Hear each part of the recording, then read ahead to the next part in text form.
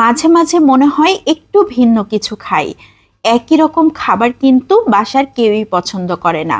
একটু ভিন্ন ভিন্নভাবে রান্না করলে বাসার সবাই কিন্তু অনেক খুশি হয়ে খেতে পারে। আজকে ঠিক তেমনই কিছু একটা করেছি। হাতের কাছে তেমন কিছুই ছিল না, যা ছিল সেইগুলো দিয়েই খুবই মজার একটা সবজি তৈরি করেছি। একটা বেগুন ছিল, বেগুনটাকে আমি ছোট ছোট টুকরা করে কেটে নিচ্ছি। বেগুনটাকে একটা সাইডে রেখে দিচ্ছি। আমি কিন্তু কাটার আগে ধুয়ে নিয়েছিলাম, কাটার পরেও আবারও ধুয়ে নিব। এদিকে ছোট ছোট দুইটা আলু নিয়ে নিয়েছি, আলুগুলোকেও ছোট ছোট করে কেটে নিচ্ছি। আলুগুলোকেও কাটার পরে আবারও ধুয়ে নিতে হবে। এখন নিয়ে নিয়েছি এক টুকরো মাছ। এক টুকরো মাছ হলে যথেষ্ট, তবে চেষ্টা করতে হবে যে মাছে কাটার পরিমাণ কম সেই মাছটা নিলে সব থেকে ভালো হবে। আমি বোয়াল মাছ নিয়ে নিয়েছি। বোয়াল মাছে কিন্তু কাটার পরিমাণটা একটু কমই হয়।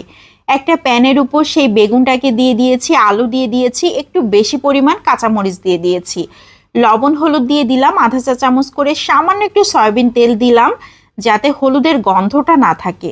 দুইটা পেঁয়াজ মোটা মোটা করে কেটে দিয়েছি, 1 কাপ পানি দিয়ে খুব ভালো করে সিদ্ধ করার জন্য বসিয়ে দিয়েছি। 5-6 মিনিট জাল করে নিয়েছি, খুবই সুন্দর বলক চলে এসেছে।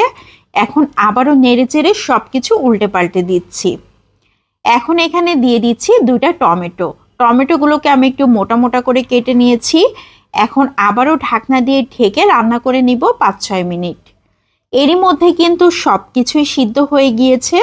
আমি নেড়ে চেড়ে সব কিছুই দেখে নিয়েছি যে খুব ভালো মতো সিদ্ধ হয়ে গিয়েছে। এখন একটা ডাল ঘুটনি দিয়ে খুব ভালো করে ম্যাশ করে নিচ্ছি। একদম যে মিহি ম্যাশ করতে হবে তা কিন্তু না, একটু গোটা গোটা থাকলেও খেতে ভালো লাগবে। তবে আমি খুব ভালো করে ম্যাশ করে নিয়েছি। এখন আরও 2-3 মিনিট এভাবে জাল করে নিচ্ছি। এখন এই সবজিটাকে একটা সাইডে রেখে চুলাতে আরও একটা প্যান বসিয়ে 3 টেবিল চামচের মতো সয়াবিন তেল দিয়ে দিচ্ছি। গোটা জিরা দিয়ে দিলাম আধা চা চামচ, রসুন কুচি পেঁয়াজ কুচি দিয়ে দিয়েছি 2 টেবিল চামচ। খুব ভালো করে নেড়েচেড়ে ভেজে নিচ্ছি। যখন কালারটা চেঞ্জ হয়ে গিয়েছে তখন সেই মাছটুকু দিয়ে দিচ্ছি। এই মাছটা দেবার পর খুব ভালো করে নেড়েচেড়ে হলুদ লবণ দিয়ে দিলাম 1/4 চা চামচ করে, অল্প করে দিলেই হবে কারণ আমি সবজিতে লবণ হলুদ ব্যবহার করেছিলাম।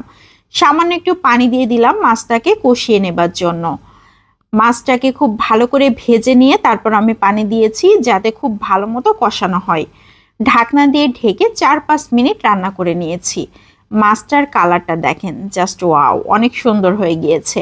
আমি আরও কিছুক্ষণ ধরে নেড়েচেড়ে নিয়েছি।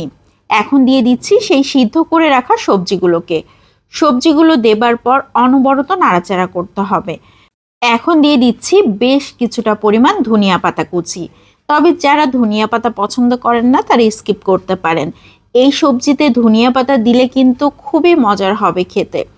এখন অনবরত নাড়াচাড়া করে নিচ্ছি, নিচে একদমই পানি থাকা যাবে না।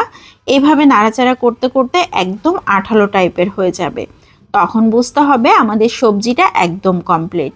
এখন আমি সার্ভ করে নিচ্ছি। সবজির কালারটা দেখেন, জাস্ট ওয়াও, দেখলেই কিন্তু খেতে ইচ্ছে করে। আমি তো গরম গরম ভাত নিয়ে বসে গিয়েছি।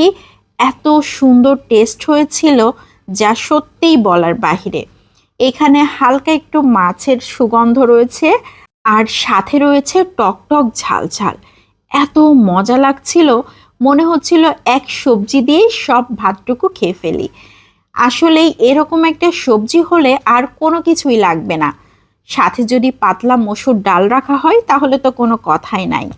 তো আজকের মতো এখান থেকেই বিদায় নিয়ে নিচ্ছি। সবাই ভালো থাকবেন। আসসালামু আলাইকুম।